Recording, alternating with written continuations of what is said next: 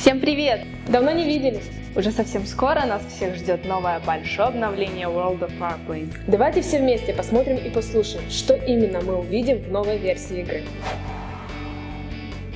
Всем привет! Я хочу рассказать вам про новую фичу патча 1.8, которую мы назвали «Летные наборы». Прежде всего, это инструмент для презентации игрокам нового игрового контента. Мы никогда раньше ничего подобного не делали. Ядро акции — это по существу акция. Цепочка из 11 сложных и необычных составных боевых задач. Слово «составные» в названии означает, что каждая задача состоит из двух подзадач, относительно простой основной и значительно более сложной дополнительной. Изначально игрокам будет доступна только одна составная боевая задача. Выполнение основного ее условия открывает доступ к следующей задаче и так далее. При этом всегда можно вернуться к любой из открытых задач с невыполненным дополнительным условием и попробовать выполнить его еще раз.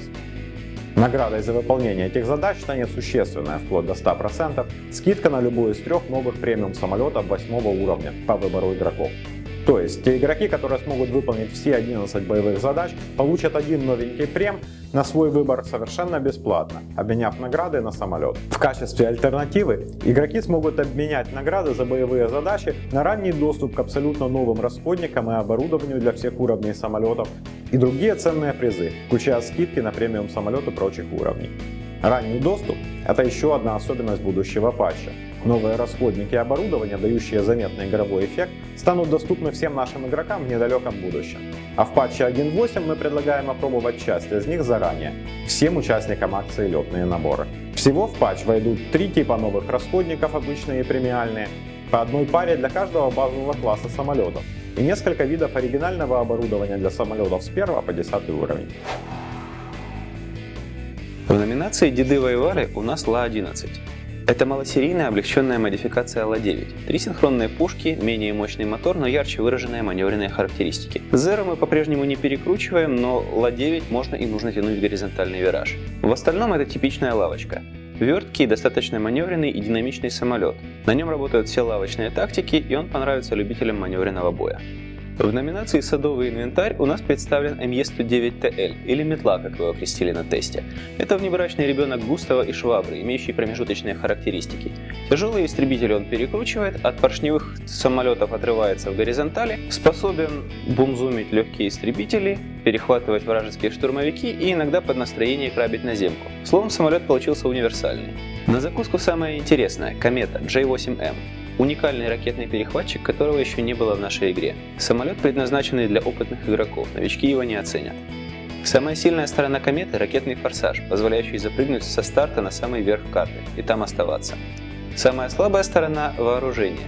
30-мм гранатометы наносят урон только на пистолетной дистанции 300-400 метров. К тому же мгновенно перегреваются, что не позволяет вынести противника с одного захода. В итоге мы получаем сверхвысотный, сверхдинамичный самолет, предназначенный для работы на проходах, очень сильно зависящий от навыка игрока и тактики. Лучше всего комета покажет себя в составе хорошо слетанного звена. А еще, кроме всего прочего, уже скоро вы сможете отмечать день рождения самолета. Причем для каждого самолета, который обитает в вашем ангаре достаточный срок, этот праздник будет свой. Понятное дело, что праздник не праздник без приятных сюрпризов в виде свободного опыта, специальных праздничных украшений. В зависимости от времени жизни в ангаре того или иного вашего любимого самолета, масштаб приятных бонусов будет увеличиваться. Ни в коем случае не пропустите. Ведь день рождения – это здорово, как ни крути.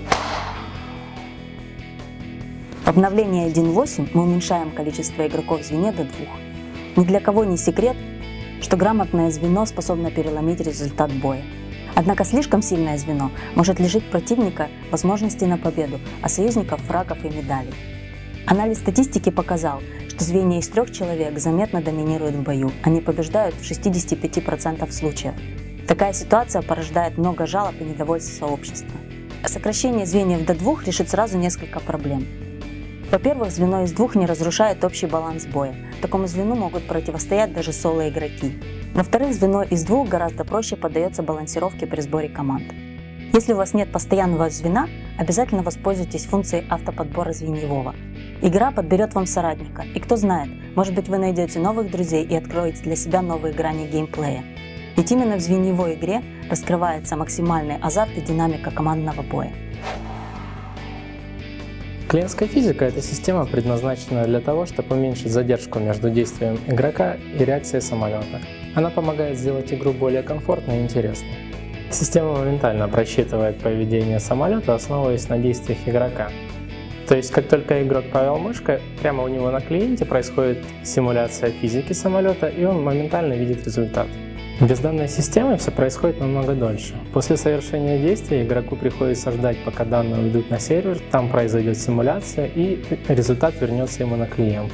И это время тем дольше, чем больше пинг, поэтому данная система будет полезна в первую очередь тем игрокам, у которых большой пинг. При этом решающей все равно остается серверная физика, поэтому если кто-то взломает клиентскую физику, он не сможет получить выгоду в игре.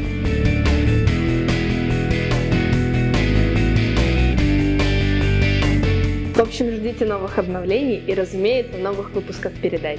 А пока всем доброй охоты, увидимся в небе. Пока!